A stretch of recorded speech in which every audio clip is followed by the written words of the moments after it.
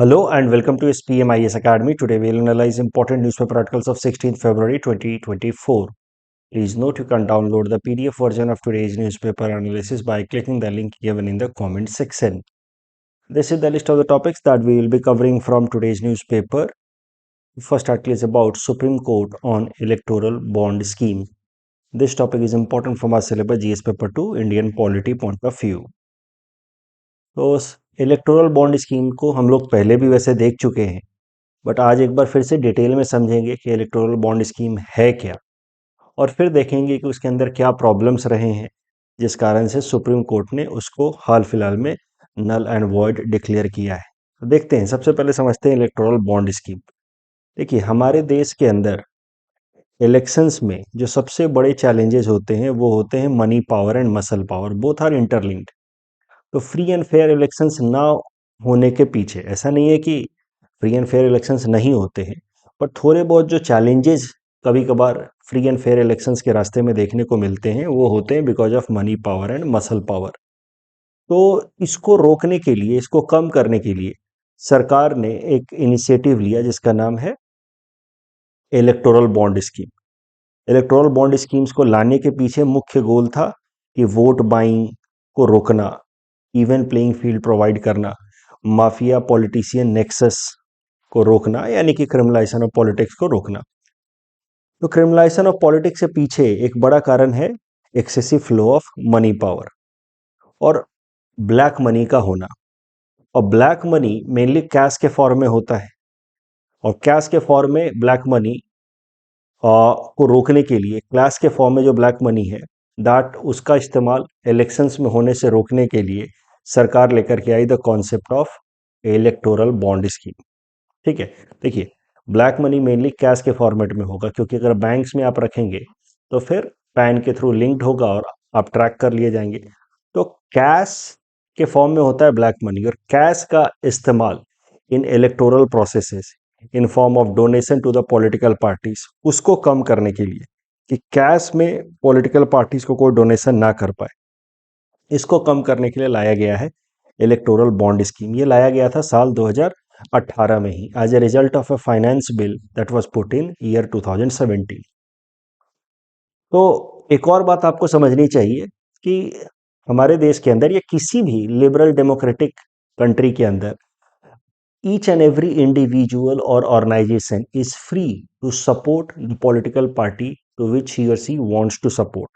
और वो सपोर्ट सिर्फ वोट देने तक लिमिटेड नहीं है, आप चाहें तो कुछ मॉनेटरी डोनेशन भी दे सकते हैं, इसमें कुछ भी इलीगल नहीं है। If you want a particular ideology to come up, और अगर कोई एक पॉलिटिकल पार्टी उस आइडियोलॉजी को अधेयर करती है तो you can give some donation, monetary donation to that political party also, it is quite justified. लेकिन हाँ, वो मॉनेटरी डोनेशन कैश के फॉर्म में ना हो, क्योंकि फिर उससे ब्लैक मनी का फ्लो खुल जाता है पॉलिटिकल पार्टीज के लिए, and that lead to criminalisation of politics and uneven playing field for different political parties. तो उसको रोकने के लिए लाया गया इलेक्टोरल बॉन्ड स्कीम साल 2018 में, जिसके अंतर्गत क्या सरकार ने नियम बना दिया कि अगर किसी को कैश के फॉर्म में पॉलिटिकल पार्टीज को डोनेशन देना है तो मैक्सिमम 2,000 रुपये दे सकते हैं, उससे ज़्यादा नहीं। Maximum limit for donation to political parties in the form of cash was limited to 2,000 rupees. More than that, if you want to donate to a political party, then you have to resort to the mechanism जिसको नाम दिया गया electoral bond. Electoral bonds में क्या करना होगा कि आपको स्टेट बैंक ऑफ इंडिया से जा करके एक बॉन्ड खरीदना होगा। वो बॉन्ड 1,000 रुपये का भी हो सकता है, 10,000 का हो सकता है, 1 लाख का, 10 लाख का, या 1 करोड़ का भी हो सकता है, विदाउट एनी मैक्सिमम लिमिट। अब जाइए वो बॉन्ड खरीदिए, और वो बॉन्ड खरीद करके आप फिर उस पॉलिटिकल पार्टी को दे दीजिए जिसको आप डोनेशन देना चाहते हैं, और फिर वो पॉलिटिकल पार्टी उस बॉन्ड को ले जा करके वापस से स्टेट बैंक ऑफ इंडिया में सबमिट करके और डोनेशन इन कैश कर लेगी। So this is how any donation beyond 2,000 rupees cannot be done in the form of cash, it can be done only through electoral bonds। और electoral bonds will be done via bank, उसमें भी एक particular bank को इस काम के लिए responsibility दी गई, स्टेट बैंक ऑफ इंडिया। तो बैंक्स के द्वारा जब इलेक्टोरल बॉन्ड्स और का इस्तेमाल होगा और डोनेशंस दिए जाएंगे पॉलिटिकल पार्टीज को, तो नेचुरली फिर सरकार की उम्मीद थी कि use of black money and criminalisation of politics will be addressed. अच्छा, ऐसा नहीं है कि हर एक पॉलिटिकल पार्टी को परमिट किया गया to take donation in the form of electoral bonds. Only those political parties who have registered or secured 1% of votes in last general election or in last legislative assembly election can receive donation in form of electoral bonds। और electoral bonds जिस account में encash होगा, वो account भी Election Commission of India ही allot करती है अलग अलग पार्टीज को, कि भाई बीजेपी का ये वाला इलेक्टोरल बॉन्ड अकाउंट है, तो आम आदमी पार्टी का ये इलेक्टोरल बॉन्ड अकाउंट है, तो उसी अकाउंट में आप फिर उस फंड को इनकैश करा सकते हैं। एक बार फिर भी इस इमेज की मदद से समझते हैं कि इलेक्टोरल बॉन्ड्स का एग्जैक्टली कैसे इस्तेमाल किया जाता है for making any donation to political party. मान लीजिए कि जेठालाल जी हैं, ये जेठालाल जी डोनेशन देना चाहते हैं किसी एक पॉलिटिकल पार्टी को, चाहे कांग्रेस को, बीजेपी को या आम आदमी पार्टी को। अब 2,000 रुपए से ज़्यादा ये कैश के फॉर्मेट में डोनेशन नहीं दे सकते, क्योंकि सरकार के नियम बन गए हैं। लेकिन मान लीजिए कि इनको 1,00,000 रुपए डोनेशन देने हैं, तो ये 1,00,000 रुपए स्टेट बैंक ऑफ इंडिया में जमा करवाएंगे, या इनका खुद का अकाउंट होगा स्टेट बैंक ऑफ इंडिया में, तो वहाँ से फिर वो 1,00,000 रुपए दे करके स्टेट बैंक ऑफ इंडिया से एक इलेक्टोरल बॉन्ड खरीदेंगे 1,00,000 रुपए का, और वो इलेक्टोरल बॉन्ड ये दे देंगे इस पॉलिटिकल पार्टी को जिसको भी ये देना चाहते हैं, उसके नाम का ये इलेक्टोरल बॉन्ड खरीदेंगे और उस पार्टी को दे देंगे। और फिर वो पार्टी क्या करेगी कि 15 दिनों के अंदर, विद इन 15 डेज, उसको इस बॉन्ड को डिपॉजिट करना है और पैसा इनकैश करा लेना है। तो चूंकि ये सारा ट्रांजैक्शन बैंक्स के थ्रू होगा, तो सरकार की उम्मीद थी कि इससे ब्लैक मनी का इस्तेमाल इन इलेक्शन या डोनेशन कम होगा। अभी over a period of time, जैसा कि मैंने आपको बताया कि इसमें भी कई सारे चैलेंजेस निकल करके आने लगे, इलेक्टोरल बॉन्ड स्कीम्स में भी चैलेंजेस निकल करके आने लगे। But before we get into that, let us see some more factual details about electoral bonds. देखिए, इलेक्टोरल बॉन्ड्स कोई भी सिटीजन हमारे देश का खरीद सकता है या इंस्टीट्यूशन खरीद सकता है, बट इलेक्टोरल बॉन्ड्स जो है वो पर्टिकुलर बैंक ही बेचेगा, स्टेट बैंक ऑफ इंडिया, और वो भी कुछ डेजिग्नेटेड डेज पे ही, जैसे 1 से लेकर के 10 तक, in the month of January, April, July and October. तो इन्हीं 4 महीनों में 1 से लेकर के 10 तारीख तक में state bank of India electoral bonds बेचेगा, या फिर किसी ऐसे वक्त भी बेच सकता है जब स्पेशल परमिशन दे भारत सरकार कि आप इलेक्टोरल बॉन्ड बेच सकते हैं। तो उस वक्त फिर पॉलिटिकल पार्टीज के लिए आप इलेक्टोरल बॉन्ड्स खरीद करके उनको पेमेंट कर सकते हैं, और पॉलिटिकल पार्टीज को 15 दिन के अंदर वो इलेक्टोरल बॉन्ड को इनकैश कराना होगा। अब आते हैं with the issues associated with electoral bond. Electoral bond से रिलेटेड जो सबसे बड़ा इशू सामने निकल करके आ रहा था, वो था lack of transparency in electoral bond donation, anonymity of the donor. Anonymity of the donor का क्या मतलब है? जैसे मान लीजिए कि जेठालाल जी को बीजेपी को 1,00,000 रुपए डोनेशन देना है, उन्होंने 1,00,000 रुपए एसबीआई में जमा कराया, 1,00,000 का डोनेशन दे दिया। लेकिन अब हमें आपको ये नहीं पता चल सकता कि ये जो 1,00,000 का डोनेशन आया है बीजेपी को, वो किस डोनर ने दिया है। मतलब डोनर की आइडेंटिटी को सिक्योर करके रखी जाती थी अभी तक इलेक्टोरल बॉन्ड स्कीम के हिसाब से, कि the identity of the donor will not be revealed, anonymity of the donor. इसके पीछे भी लॉजिक था कि भाई डोनर को अननेसेसरी कोई हरासमेंट ना झेलना पड़े, आपने किसी एक पार्टी को फंड दिया, दूसरे पार्टी वाले आपको हरास ना करे, तो that was the logic behind it. But इसको लेकर के फिर सुप्रीम कोर्ट में चैलेंज किया गया इलेक्टोरल बॉन्ड स्कीम्स को, कि जब डोनर की आइडेंटिटी रिवील नहीं की जा रही कि किसने कितना डोनेट किया, तो this is infringement of our right to information. इस ग्राउंड पे इलेक्टोरल बॉन्ड स्कीम को चैलेंज किया गया सुप्रीम कोर्ट में, और फिर सुप्रीम कोर्ट ने 5 जजेस की बेंच कॉन्स्टिट्यूट की in order to hear the matter. The bench was headed by Chief Justice of India, Justice D Y Chandrachud. अभी ये करंट न्यूज देखते हैं। ये 5 जजेस की बेंच ऑफ सुप्रीम कोर्ट ने इलेक्टोरल बॉन्ड स्कीम को अनकॉन्स्टिट्यूशनल डिक्लेयर किया है on this reason, the reason of maintaining anonymity of the donor, which Supreme Court has accepted as infringement of individuals' right to information. Supreme court ने कहा है कि right to information is a fundamental right.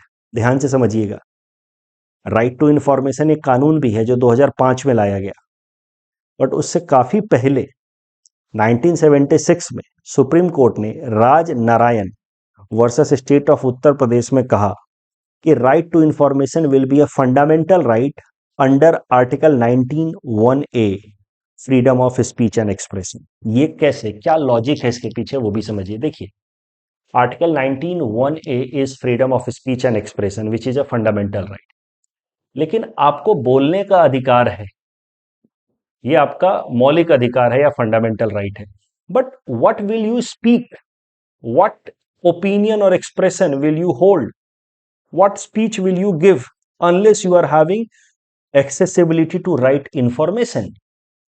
So in absence of accessibility to correct and right information, there is no point in having freedom of speech and expression. This is what Supreme Court said in Raj Narayan case of 1976. Supreme Court said कि freedom of speech and expression is rooted in right to information. Both are organically interlinked, and hence right to information will also be a fundamental right under Article 19(1)(a). बाद में जो 2005 में RTI act लाया गया, that तो simply laid down detailed procedure कि how one can extract information from a government department और agency. But supreme court much earlier had said कि right to information will be a fundamental right. और supreme court ने इस particular case में माना कि individuals का राइट टू इंफॉर्मेशन ब्रीच हो रहा है। We as common citizen of the country have right to know कि how political parties are working and from where they are getting fund, what amount of fund they have got. So everything about political party should be known to common citizens, and until and unless we are allowed to know कि इनको कितना donation मिला है, our right to information is getting violated, which is our fundamental right. तो justice D Y Chandrachud साहब ने judgement देते वक्त कहा कि the huge political contribution made by corporations and companies should not be allowed to conceal the reason for financial contribution made by another section of population. बोले भैया, आप अगर डोनेशन दे रहे हो तो वाई आर यू हाइडिंग कि आप किस पार्टी को दे रहे हो और कितना डोनेशन दे रहे हो और क्यों दे रहे हैं। There is no logical reason behind hiding. But justice Sanjiv Khanna ने थोड़ा सा अपोजिट ओपिनियन भी दिया है। उन्होंने कहा कि देखिए, ये बात तो सही है कि इंफॉर्मेशन हाइड नहीं किया जाना चाहिए, but at the same time there will be problem of victimization of the donor, retribution, victimization or retaliation against the donor exercising their choice to donate to a political party is an abuse of law and power. This has to be checked and corrected. As is a wrong, the wrong itself cannot be justification for a purpose. तो दूसरा problem भी valid है कि जो donor होगा उसका victimisation हो सकता है, but at the same time this can not justify anonymity और हाइडिंग इंफॉर्मेशन और retaining information from common people. इसीलिए सुप्रीम कोर्ट ने कहा है, स्टेट बैंक ऑफ इंडिया को डायरेक्शन दिया है कि it must immediately stop issuing any new electoral bond, and first it must furnish detail about such electoral bonds purchased by political parties from April 12, 2019। ये सारा information 6 मार्च तक SBI को देना है, इलेक्शन कमीशन ऑफ इंडिया को। और election Commission of India ये सारा इंफॉर्मेशन 6 मार्च के बाद, जब एसबीआई से उसको मिल जाएगा इंफॉर्मेशन 6 मार्च तक, 13 मार्च तक ये सारा information election Commission of India को अपने ऑफिशियल वेबसाइट पे डालना है। तो 13 मार्च को होपफुली पता लग जाएगा कि किस पार्टी को कितना फंड मिला और कहाँ कहाँ से मिला, कौन कौन से ने कॉरपोरेट्स और ये सब ने पॉलिटिकल पार्टीज को फंडिंग की है। That will be known by 13 मार्च। इस तरीके का सवाल पूछा जा सकता है आपसे इस पर्टिकुलर टॉपिक पे। Electoral bonds became problem in the face of solution, discuss.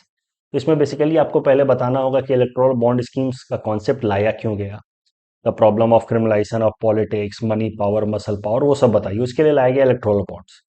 फिर बताइए कि इलेक्टोरल बॉन्ड्स होते क्या हैं, कैसे उसका यूज इस्तेमाल किया जाता है डोनेशन के लिए, और फिर बताइए कि उससे रिलेटेड प्रॉब्लम्स क्या हुए, एंड देन लास्ट में बताइए कि सुप्रीम कोर्ट ने हाल फिलहाल में क्या जजमेंट दिया है with respect to electoral bonds. यह board work with respect to the topic electoral bond for donation to a political party, minimum 1,000 rupees, maximum without any limit electoral bonds का इस्तेमाल किया जा सकता है for donation. It is sold by SBI on designated days only to those parties that have secured 1% vote in last general election या assembly election. They are eligible to encash in designated account by election commission. Anonymity regarding the identity of the donor, ये एक सबसे बड़ा challenge है या problem है. This was challenged in the Supreme Court and now Supreme Court has struck down electoral bond scheme on this ground only, anonymity ground, claiming कि violation, it is violation of right to information. और supreme court ने बहुत पहले ही Rajnarayan case में 1976 में कह दिया था कि right to information is a fundamental right under article 19(1), freedom of speech and expression. Next topic is doctrine of proportionality. This is also associated with the electoral bond scheme, news only. Doctrine of proportionality important है, इसलिए मैंने सोचा कि इसको अलग से cover कर लेते हैं. This topic is important from our syllabus GS paper 2, Indian polity point of view. देखिए, doctrine of proportionality Indian polity का कॉन्सेप्ट है विच सेज कि कोई भी कानून या executive action should be in line with the intention और the purpose for which the law was taken. It must not be excessively harsh और disproportionate. मतलब जिस पर्पस के लिए आपने कानून बनाया है वो कानून उस पर्पस को फुलफिल करे, ना कि उससे कहीं ज्यादा हार्श हो जाए. फॉर एग्जाम्पल, मैं आपको बस समझाने के लिए एक हाइपोथेटिकल एग्जाम्पल दे देता हूं कि सरकार नहीं चाहती कि लोग ट्रैफिक रूल्स का वायलेशन करें. ठीक है, ये सरकार का इंटेंशन हो गया कि लोग ट्रैफिक रूल्स को वायलेट ना करें, यानी कि ट्रैफिक रूल्स को अधेयर करें. उसके लिए मान लीजिए सरकार ने एक ऐसा कानून बना दिया जिसमें कहा गया कि जो इंसान ट्रैफिक सिग्नल को ब्रेक करेगा उसको फांसी की सजा दी दे जाएगी, कैपिटल पनिशमेंट दे दिया जाएगा. तो सुप्रीम कोर्ट माइट से कि this law is disproportionate with respect to the intention of the law. Intention है कि लोग ट्रैफिक सिग्नल ना तोड़े, और ट्रैफिक सिग्नल ना तोड़ने के लिए आप फांसी की सजा ले आ रहे हो, तो काफी डिसप्रोपोर्शनेट या एक्सेसिवली हार्श कानून है ये. So that is the doctrine of proportionality, that the law must be in proportion, in line, consistent with the intention for which law has been brought. Same is for executive actions, administrative action. They must be in line with the purpose for which they have been taken.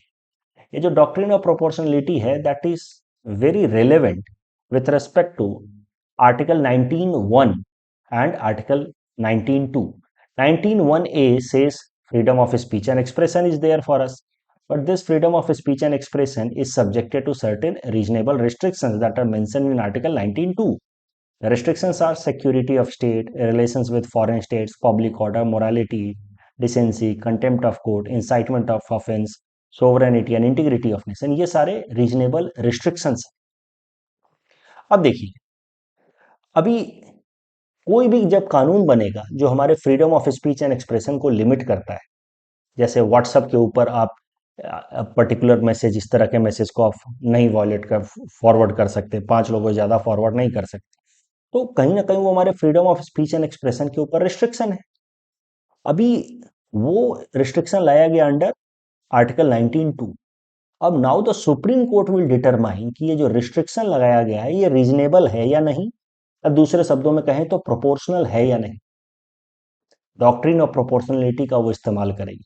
तो doctrine of proportionality is very significant और relevant when the courts, high court और the supreme court are tasked with the responsibility of determining reasonable restriction over freedom of speech and expression.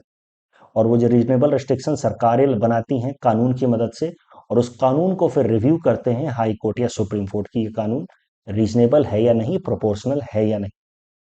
And that is why this doctrine of proportionality becomes basis for judicial review of any particular law, and it is in line with the concept of due process of law.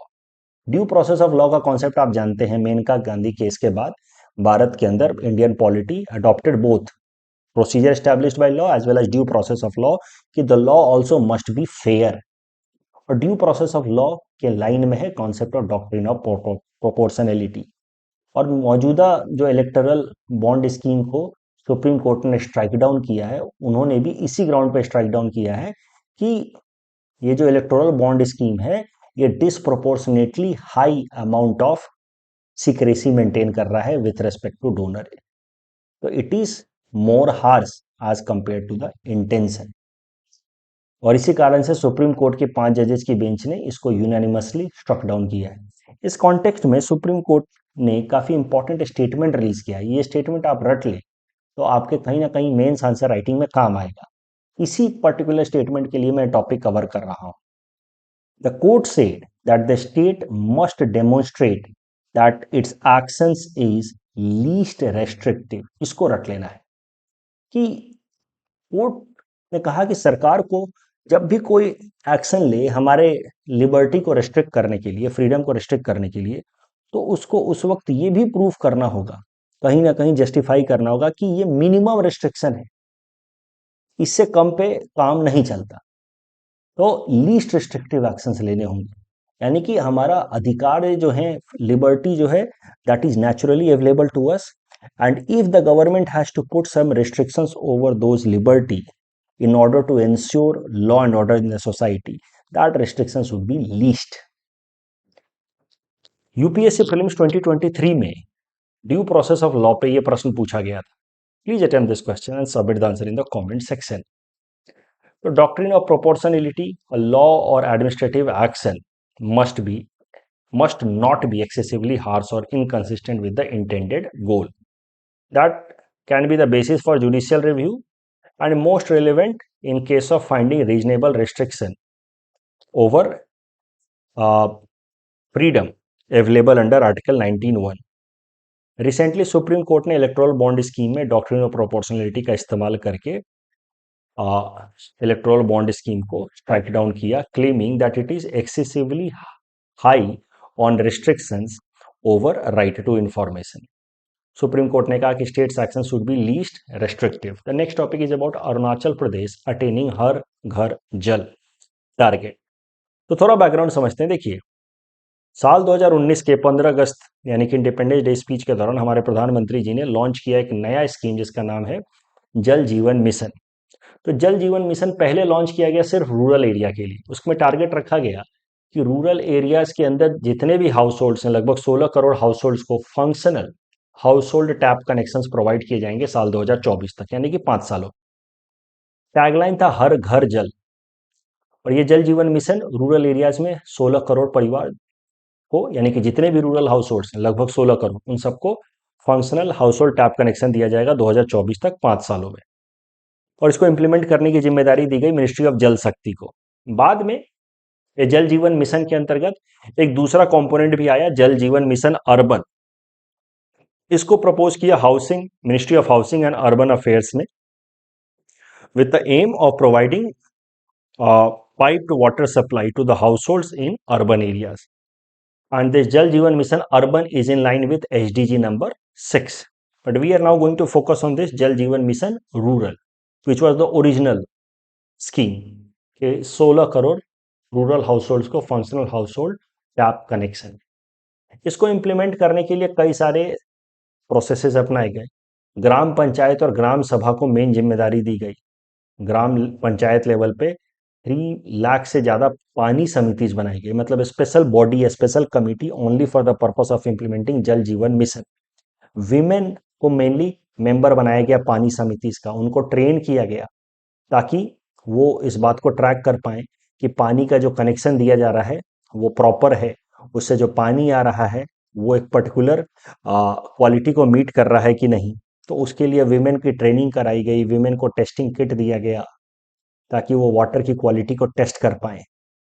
एक बात और आपको ध्यान रखनी है कि जल Jeevan mission rural component के अंतर्गत जो हाउस होल्ड में वाटर सप्लाई होगा that is not completely free of cost. उसके लिए कुछ बेसिक नॉमिनल फीस देना होगा 50 से 60 रुपए का, वो होना होगा जो ग्राम पंचायत को जाएगा वो पैसा।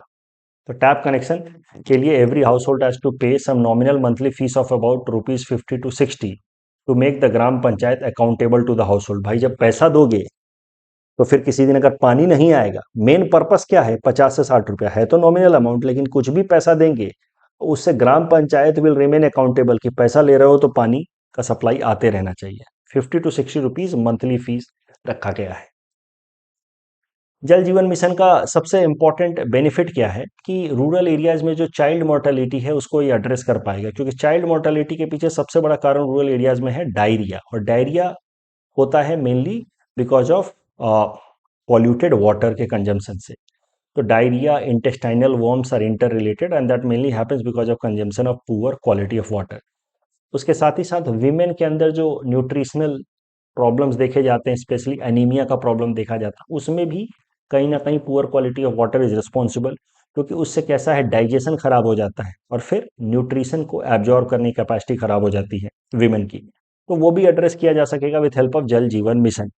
अब जल जीवन मिशन को इम्प्लीमेंट करने के लिए और उस पर प्रॉपर ट्रैकिंग रखने के लिए कि कितना उसका कवरेज हुआ है, उसके लिए एक डैशबोर्ड बनाया गया, जल जीवन डैशबोर्ड, जो रियल टाइम हमें इंफॉर्मेशन देता है कि किस स्टेट में कितना परसेंट जल जीवन मिशन के अंतर्गत कवरेज हो गया है। तो this Jal Jeevan mission dashboard is a good example for ethics paper to substantiate की how technology can help in making government agencies accountable. अभी रियल टाइम बेसिस पे हर दिन जल जीवन मिशन डैशबोर्ड पे आप खुद लॉग इन करके देख सकते हैं, हर दिन का आपको डाटा मिलेगा, रोज अपडेट होता है कि किस स्टेट में कितना percent rural house hold coverage हो गया है under functional house hold tap connection. तो जल जीवन मिशन के जो डैशबोर्ड हैं उसके हिसाब से 10 स्टेट या यूनियन टेरिटरीज के अंदर 100% कवरेज हो चुका है। उन स्टेट्स को कहा जाएगा अब हर घर जल। तो हर घर जल का टारगेट इन्होंने पूरा कर लिया है। गोवा ने सबसे पहले किया, फिर अंडमान निकोबार, दादरा नगर हवेली, दमन दीव, हैदराबाद, हरियाणा, तेलंगाना, पुडुचेरी, गुजरात, पंजाब, हिमाचल प्रदेश और अरुणाचल प्रदेश। अरुणाचल प्रदेश नॉर्थ ईस्ट का पहला ऐसा स्टेट बन गया है जिसने 100% कवरेज कर लिया है अंडर जल Jeevan mission rural. North east का पहला और ओवरऑल देश का 10वां ऐसा स्टेट या यूनियन टेरिटरी बन गया है। जल Jeevan mission started in 2019, functional household tap connection to all 16 crore rural households, Ministry of Jal Shakti। जल जीवन डैशबोर्ड है that reflect real time coverage. 10 state या यूनियन टेरिटरी ने 100% कवरेज कर लिया। Arunachal Pradesh has become first from north east. इसका एक urban component भी है, started by ministry of housing and urban affairs which is in line with SDG number 6। इस topic के बेसिस पे प्रीलिम्स प्रैक्टिस क्वेश्चन हमने आपको दे रखा है।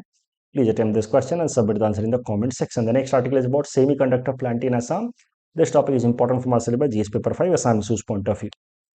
देखिए सेमीकंडक्टर जो है they are considered as heart and brain of all modern electronic devices, automobiles, mobile phone, gadgets and all. Semiconductor के मैन्युफैक्चरिंग में US, South Korea, Taiwan are the leading countries. These days China is also picking up. China भी semiconductor के production में आगे आ रहा है, but India अभी भी काफी लैग कर रहा है in semiconductor production. That is why India has included semiconductor production also under its production linked incentive scheme. अब आसाम के लिए एक बहुत बड़ी खबर है कि 25,000 करोड़ का सेमीकंडक्टर मैन्युफैक्चरिंग प्लांट आएगा आसाम के अंदर, which will be single largest investment by private sector in Assam so far। और इसके लिए असम सरकार ने 150 एकड़ लैंड भी अलॉट कर दिया है in Jagiroad and that too at ₹1 to the Tata group. तो this is a good news for all of us. Assam के अंदर इतना बड़ा सेमीकंडक्टर मैन्युफैक्चरिंग पैकेजिंग यूनिट आएगा। 25,000 करोड़ का investment by Tata group. Assam government has allotted 150 एकड़ लैंड एट जागी रोड फॉर ₹1। कल जो हमने आपको प्रैक्टिस क्वेश्चन दिया था, करंट अकाउंट के अंदर balance of trade and balance of invisibles आते हैं। Private and public hospitals must adopted, must के कारण ये स्टेटमेंट गलत है। दूसरा, it also does not target to cover each and every citizen of the country. So दूसरा स्टेटमेंट भी गलत है, तीसरा स्टेटमेंट सही है। Mixed heritage site Kanchenjunga national park. That's all from our side for today. Thanks for watching.